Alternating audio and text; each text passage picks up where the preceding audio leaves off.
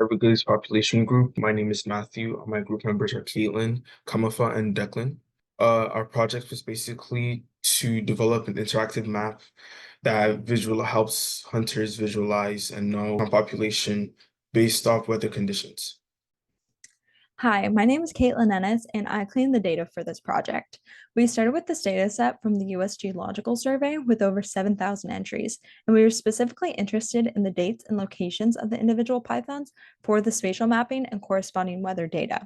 But this data set was especially helpful as it also contained information about sex, weight, and reproductive status of the captured pythons.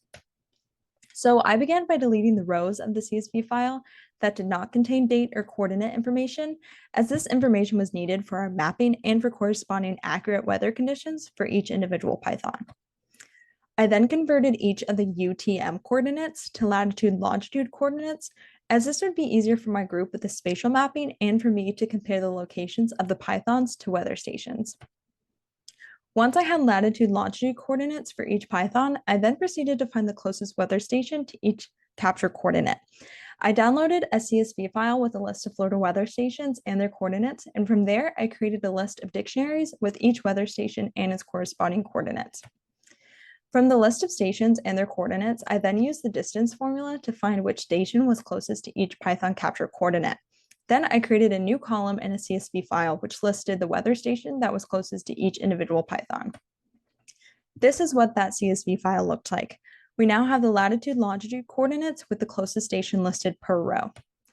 I then found the unique weather stations listed, which resulted in 11 different stations. I then accessed the Florida Climate Center, which had downloadable data for each station, which included minimum, maximum, and mean temperature, and precipitation data by date. So I downloaded the 11 files for each station. For each of the 11 weather station CSV files, I converted the dates to date time, and same with the Python CSV file. This would allow me to correspond the weather data to each individual Python more easily, as the dates in each file would be in the same format. I then merged the weather station data with the Python capture data based on the given dates. This iterated through the list of stations and created CSV files for each weather station that mapped each Python capture date to the corresponding weather data. Here's what the CSV file looked like. Here I have the Oasis Ranger Station file, and we now have columns for precipitation and temperature. From here, I merged all the 11 files for each weather station into one master CSV file, so all the data would be in a single file. So here's what the master CSV file looked like. But as you can see, if a weather station was missing data on a specific day, it was replaced with a negative 99.99 entry, which would then throw off the mapping of the spatial data. So I had to find a way to get rid of those placeholder entries. I wrote a lambda function, which would replace cells that had a negative entry with a blank entry. This lambda function was applied for each of the columns of weather data. So here's what the final product looked like for my group to then use for their mapping and graphical data. Each Python is organized by date and latitude and longitude coordinates with precipitation and temperature data, which will be used to map Python capture trends. My component in this project was creating a class that would create the visuals and the graphs that were used in the program. So the first graph that is going to be displayed is the count graph. This method is going to create the count graph that is going to display the counts by the month. So in this first line right here, we're seeing that it's going to compile them all together. Then these are two empty sets which are going to be used later on. And then in this loop right here, it is going through those sets that are being grouped together. And then it's going to go through there and count the amount of numbers in there. And based off that number, it's going to put it into the month array. And it's going to go through that for all 12 months, which is what this loop is for. And once that's done, we're going to have a count for each of the Pythons in each month, and then a month for all the sets that it went through. And then right here, you just see we're creating a bar graph to help visualize the data. And this is the graph that is created from that. Next was the data graph that just helps visualize data. This function is used for multiple graphs because the parameter right here, the y-axis, is something that can be changed. In our data, we're able to show the mean we're open to show the precipitation, we're open to show the minimum temperature and the maximum temperature. And based off what the user types in, is what the graph is going to display. So I just used the parameter right here, which is gonna help sort through which column and which data should be shown based off the precipitation. And in this example, I'm going to use precipitation per month. So what I did for this example, I put in precipitation as what I wanted, and this was the result. It's a count by precipitation. This shows the amount of rain or precipitation that they had based off the count or the number of pythons. Here we have the precipitation ranges. This is basically telling the ranges in which we want the number of precipitation. The main thing in precipitation is that we can't plot each individual precipitation by the amount of numbers in there because it would cause so many problems. I was encountering errors. So what we ended up doing was would create ranges for the precipitation. So we're telling this to start at 0 and end at 3. We said 3 because a few of those outliers were affecting the graph and it was not a great representation of what it would look like. So we went with a frequency of 0.25, and then we grouped that data by that as well. That's what this line is for. We're grouping the data together, and then we're creating the graph here. We're using the range of them are going to be the length of the group data.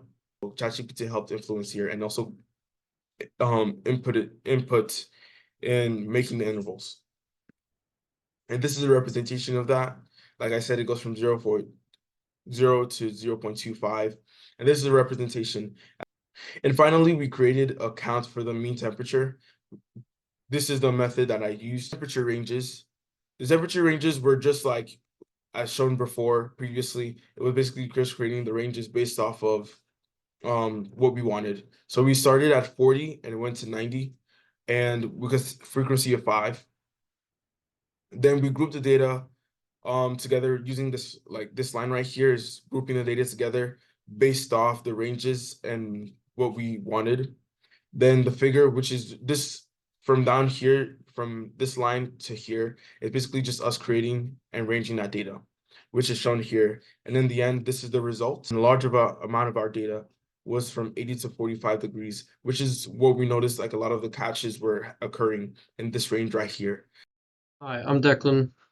My role was to design the map and marker process. My code runs each capture data point through a series of functions to determine whether its data fits within the user's input parameters, and if so, plot the location onto a geographical map of Florida.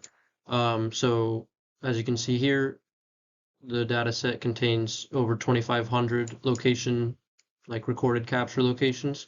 And then after, as an example, in July, with this temperature, this precipitation range, it trims the data set down to 200 capture locations and plots them on a map of Florida.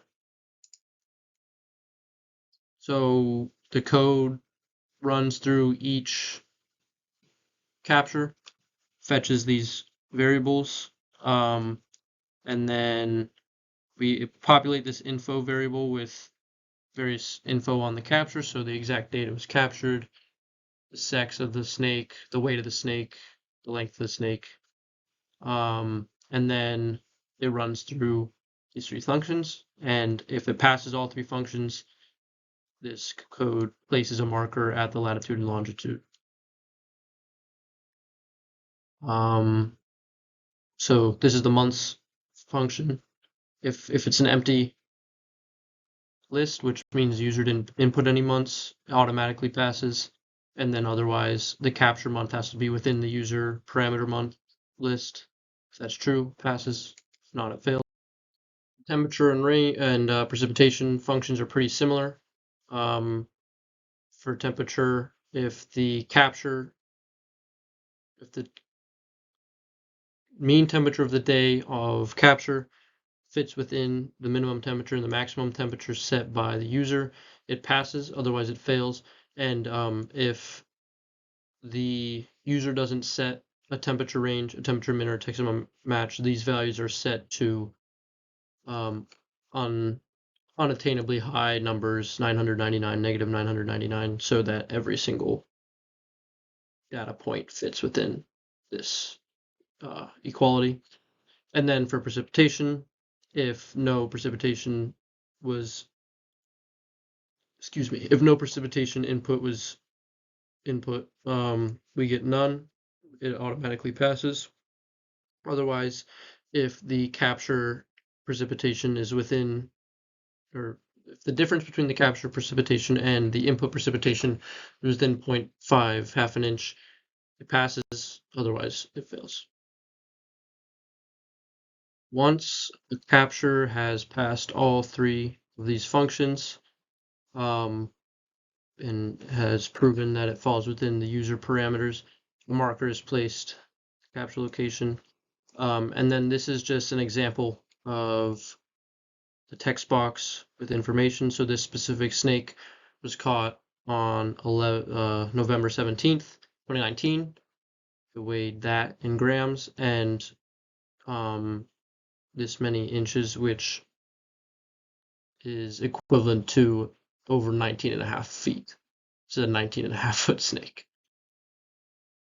So I was tasked with creating a Tkinter web app to interact with all of this data and allow for users to learn and interact with information about Burmese python populations in Florida. Packages we used, obviously Tkinter to create the GUI, Pandas for data manipulation, matplotlib for plotting, and we also used Folium for generating the interactive maps and web browser for creating the browser.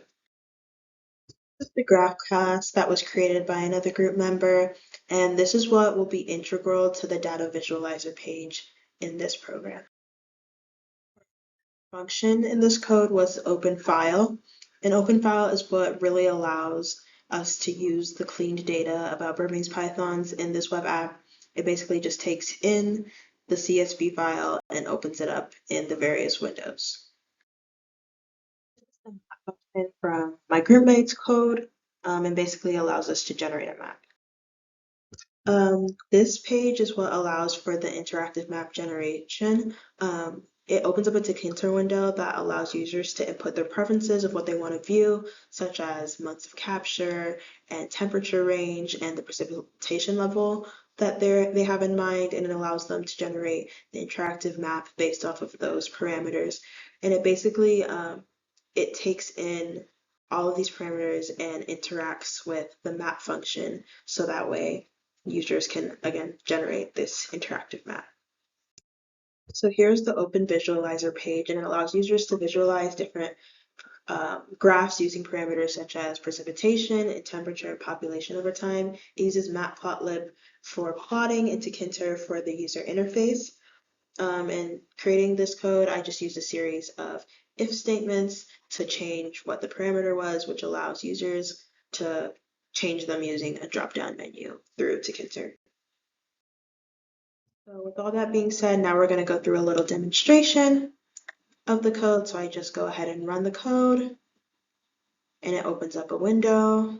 In that window, I can select the interactive map, put in specific parameters.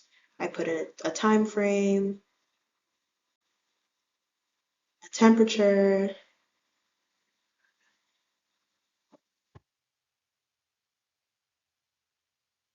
as well as a precipitation level. Go ahead and select the CSV file, which generates a map.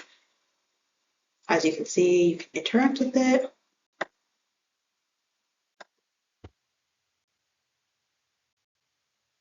You can go back and visualize some data. Right now, I'm about to visualize the precipitation graph. And as you can see, it opens another window. The graph based on what is selected at this time, which is precipitation level. So if we go back to the main menu, there's also an about page, which sort of gives what this project is about. In summary, this project provides a user-friendly interface to explore and analyze data related to the Burmese python population in the Everglades. You're also able to interactively visualize the spatial distribution of python captures and explore temporal trends using graphs. So thank you so much for watching.